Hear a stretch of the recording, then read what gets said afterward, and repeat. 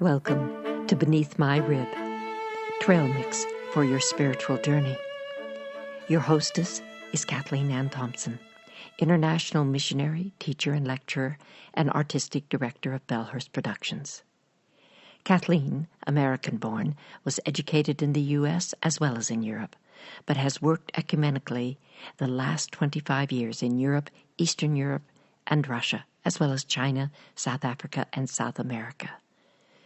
We hope that wherever you find yourself on your spiritual journey, Beneath My Rib will offer you some spiritual nuggets to sustain you on your way. Remember that though your journey may be long, it is never alone. And now, Kathleen. So happy to be with you, everybody. This is our first episode on this channel, and such a pleasure for me to initiate. When we feel passionately about something, we naturally want to share it with somebody. So here we are together, and today we're going to talk about why beauty is not optional in our life. Before the beautiful. No, not really. Before, but within the beautiful. The whole person quivers. He not only finds the beautiful moving, rather, he experiences himself as being moved and possessed by it. This is a quote from Balthasar, a famous Swiss-born theologian, actually considered to be one of the most influential of the 20th century. Many years ago, I felt God wanted me to affirm 4 things every day to him and to myself before I stood up out of my bed. These things would orient me for the day ahead as to the truth of my relationship with him. One of those things was to bring beauty into my life and into our relationship that day. Why would it be so important to have beauty in our life every day? The short answer is, we are commanded to know God. Revelation 2:12. The angel of the church in Pergamum wrote that the church was commended because of their ability to hold fast to the name of God and did not deny the faith, even though they lived in the terrible days of Antipas. They were a faithful witness. In other words, they knew God.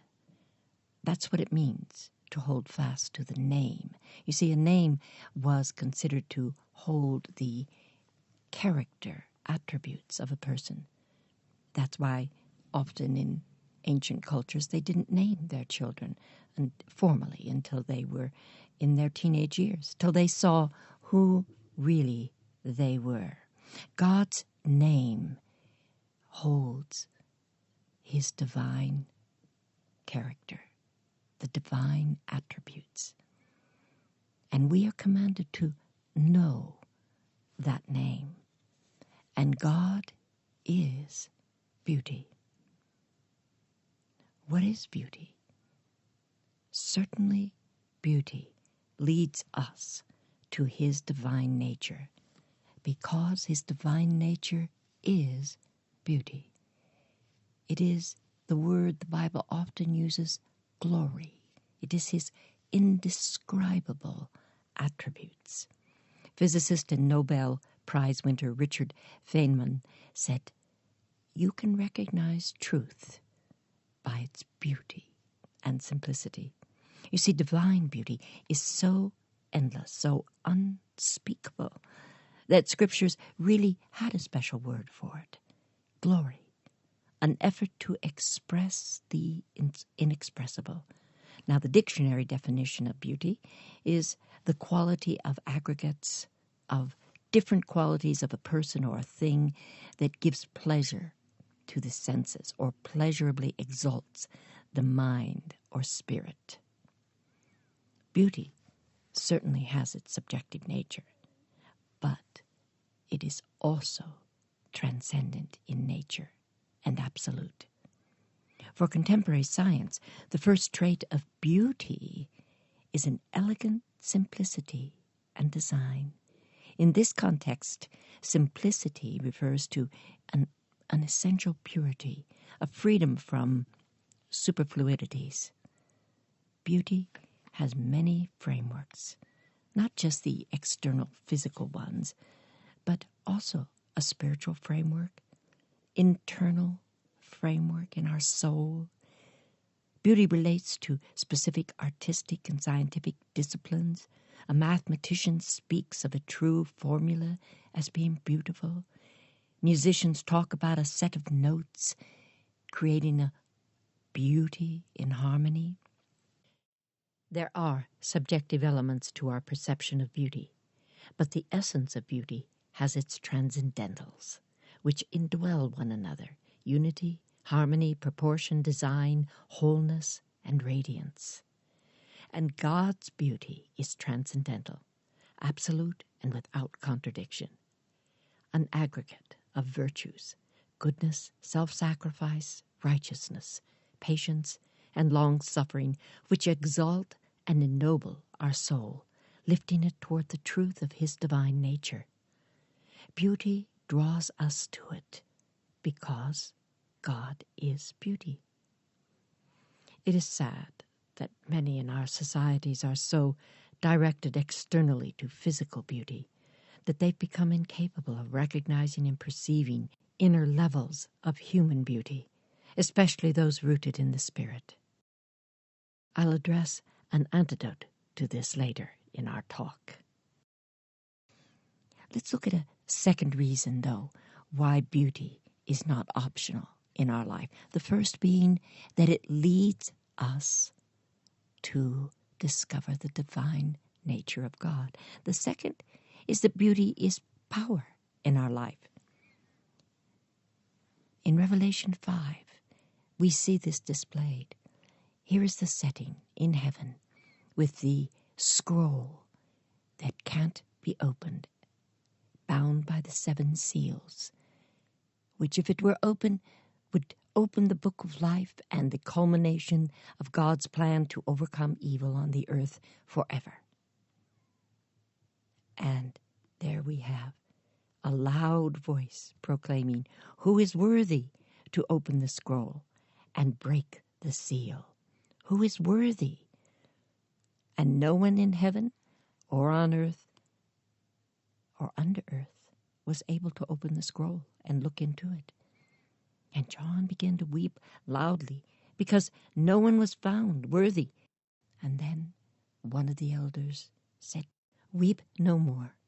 Behold, the Lion of the tribe of Judah, the Root of David, has conquered.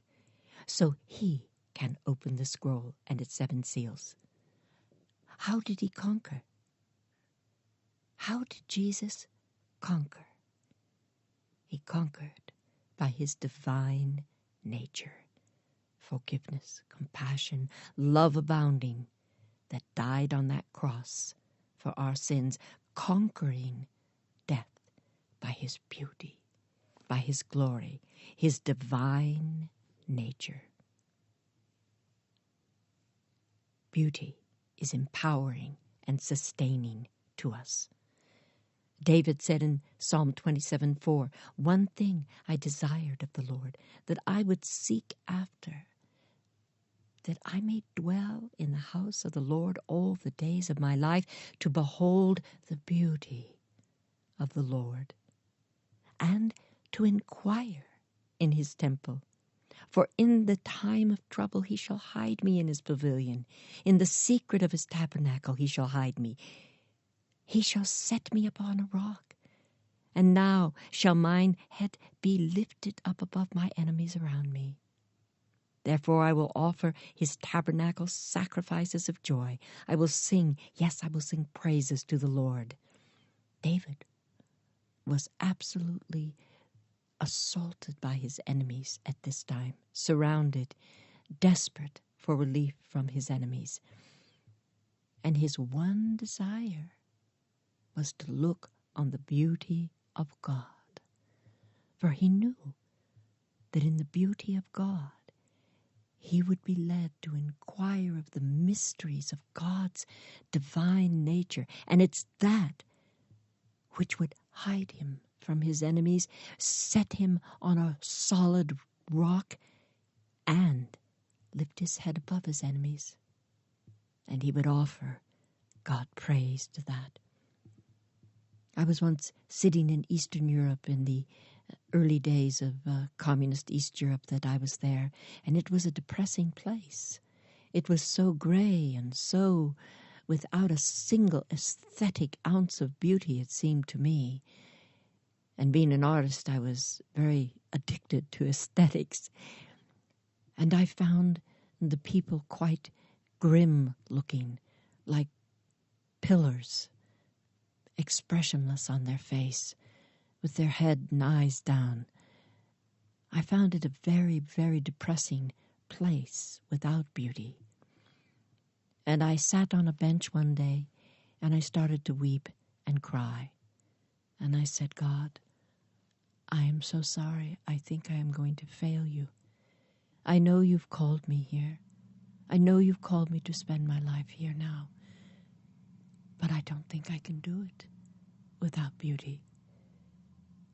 I don't think I can lift my soul above the depression. And I started to truly and honestly weep from my heart. I felt so ashamed. And then the Holy Spirit spoke to me and said, but why are you looking outside you for beauty? I am beautiful. I am beauty. Look at me. That incident changed my life. I realized I truly had the wrong perspective, and I started to look at the incredible divine nature of God. I began to ask the Holy Spirit to search the mysteries of God's divine beauty and show them to me. Show me your beauty. And it was a very short time after that I started to see beauty in everything there, in spite of the gray, in spite of the institutionalized designs, in spite of the lack of freedom. I began to see beauty, first in the people and then around me. Dietrich Bonhoeffer, the famed Lutheran theologian in Germany, who was executed by the Nazis in 1945, just before the war ended, is quoted as saying, you must look at the most beautiful thing you can find today and rejoice fully in it, even as you rejoice in the resurrected Christ in the cross. He wrote that while he was in prison. At the time, he had only 30 minutes a day to be outside of his cell. As he walked in his 30 minutes around the yard of the prison, he kept tender watch over a little nest of newly hatched birds. He watched them grow, watched their mother feed them, and he took such incredible joy in this. He understood. If we look upon the beauty of God, we will see beauty around us, and it will sustain us. It will empower us. The third reason we need to have beauty a part of our life every day is that it is transforming. It ennobles us and inspires us. We are transformed by the renewing of our mind, by revelation and inquiry, fascination with the mystery of God. Beauty is crucial to the human enterprise because it triggers wonder in us. And we need to be fascinated. We need to delve into the beauty of God, to discover the mystery of God. God made us for that discovery. He wants us to search for him with all of our heart, and he will be found. It's a little like children searching for Easter eggs on Sunday when they're tiny. And you hide them, but not too well, because the little tiny children wouldn't be able to find them. And my little children would be searching, and when they couldn't find one, they would start to cry and say, I can't find it, I can't find it. And I would have to sort of nose the egg out into its more visible place and say, Gee, you should look over here. Maybe there's one here by my foot. And of course they would find it and delight with joy. I think this is how God is. He says, I'm playing a little bit of hide and seek with you, but I will be found. You see, I want you to search for me. Search for me, but I will be found. And we need to be fascinated with him, to search for him, to look and to delve into the mysteries of his being. 1 Peter 1:8 describes that, a joy so glorious it can't be described. To search for him, even though we never saw him on this earth. Though you've not seen him, you love him.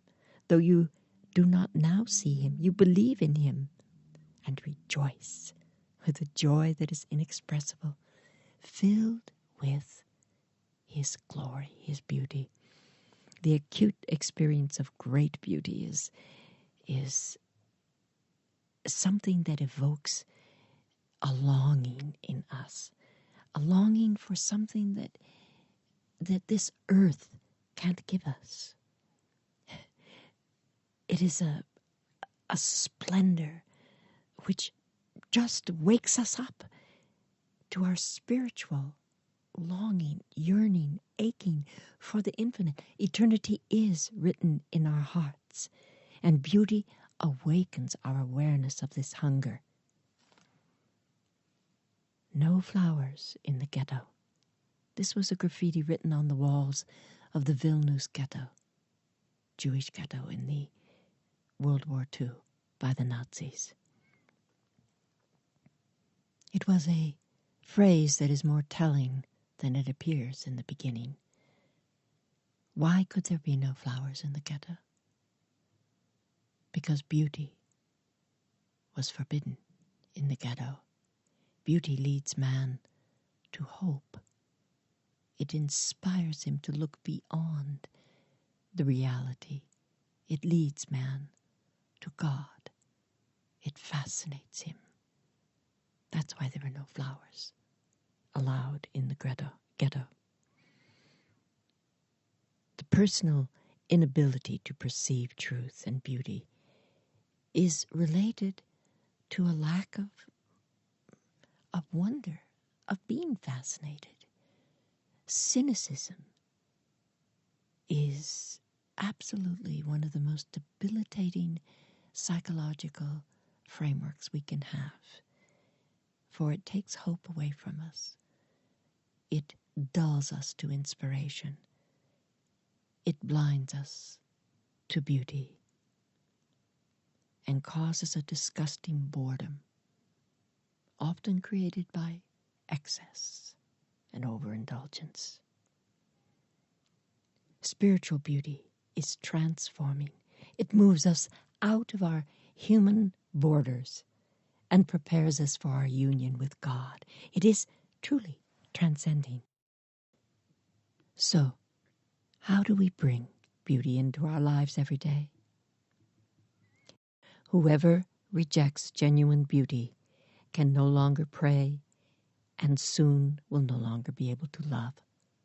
Another wonderful quote by Balthasar. We have to start by dwelling on his beauty. The Song of Solomon, chapter 5, one of the most beautiful, lyric, poetic verses in all of history's literature.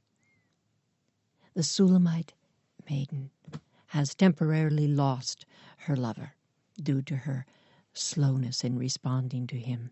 She runs through the streets frantic and panicked, asking, "Where is he? Where is he?" She finally speaks to the daughters of Zion and says, "Please, if you find him, please tell me. I am bereft without him. Please look for him." And they respond back to her and say, "Well, tell us what he looks like so we know what we're looking for." And she embarks on this beautiful passage of the description of her lover. An incredible, detailed picture, image of his beauty from his hair down to his toes. It divines the nature and the character of her lover, not just the physical attributes. And when she is finished, she speaks to the daughters and says, "You know what? Never mind. Don't worry. You don't have to look for him anymore. I found him. He's down in his secret garden, feeding among his lilies." You see, he was in her all the time, feeding on her love. But it took her expressing and dwelling on his beauty for her to realize it, to become aware of it. Secondly, beauty is imparted to us by God. What he's done for us, he wants to do in us. So we must believe God will then impart that beauty we have dwelt on in him on to us. Ezekiel 16:14, beauty is put upon us by God. And our trust isn't in that beauty. It is in our God who put it upon us. Then we can look at creation and we will see the beauty of God in everything around us. Romans 1:19-21, for what can be known about God is plain to them, because God has shown it to them. For his invisible attributes, namely his eternal power and divine nature, have been clearly perceived ever since the creation of the world in the things that have been made. So they are without excuse. For although they knew God, they did not honor him as God or give their thanks to him. They became futile in their thinking, and their foolish hearts were darkened. If we do not see the beauty of God in nature and recognize it, we also will become futile in our thinking, and our foolish hearts will be darkened. Lastly, you will then begin to see yourself as beautiful. Are we beautiful? The answer is yes. Isaiah 62:3, thou shalt also be a crown of beauty, glory in the hand of God, a royal diadem in the hand of God. We are beautiful because God has put his beauty upon us. And in him, Psalm 52, out of Zion the perfection of beauty, God hath shined. The beauty shines on the world and reveals God. You see, the beauty is in God. He is beautiful, and he shines upon the world. He is the perfection of beauty, and it reveals himself to us. Then it is in us. John 12:46, I've come into the world as light, reflecting God, so that whoever believes in me may not remain in darkness. As Jesus reflects the beauty of God's divine nature on this earth, so we reflect the beauty of Jesus' imparted divine nature to us through the cross. Beauty is imparted to us by God from his own person, just as his righteousness, his virtuous beauty, is imparted to us. And we are to impart that beauty to the world. You are beautiful. As you gaze on the divine nature of Jesus, you receive the impartation of his beauty, his righteousness and holiness. It was his work to transform our lives from ashes to beauty.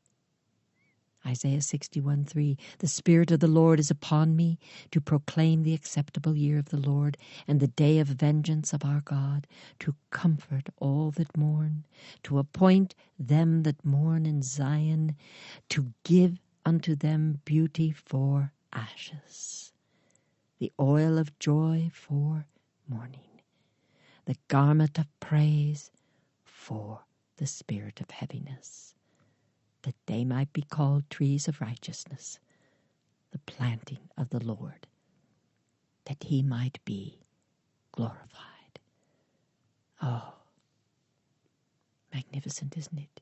That's what he came to do, to reverse the curse, to take our ugliness and put beauty upon us. Our daily mandate is to know God by gazing upon his beauty. We are led to the truth of his divine nature. We are empowered to move through our life. We are transformed into his beatific likeness.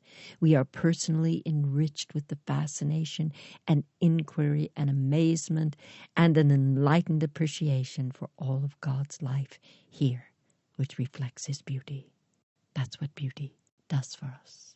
That's why we must be committed to bringing beauty every day into our life and our relationships. And we start by gazing on the divine beauty of God.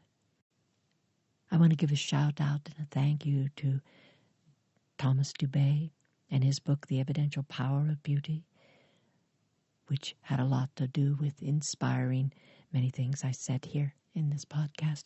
It's a great read, should be in everybody's library. Thanks for being here. Keep in touch with us. We love to hear from you. And if you're a theater enthusiast, you can check out my other podcast channel, Whispers in the Wings, where we converse about theater techniques.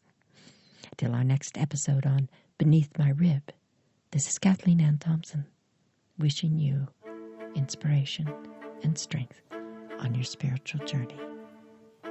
You've been listening to Kathleen Ann Thompson on Beneath My Rib. Please visit us at www.bellhurst.com.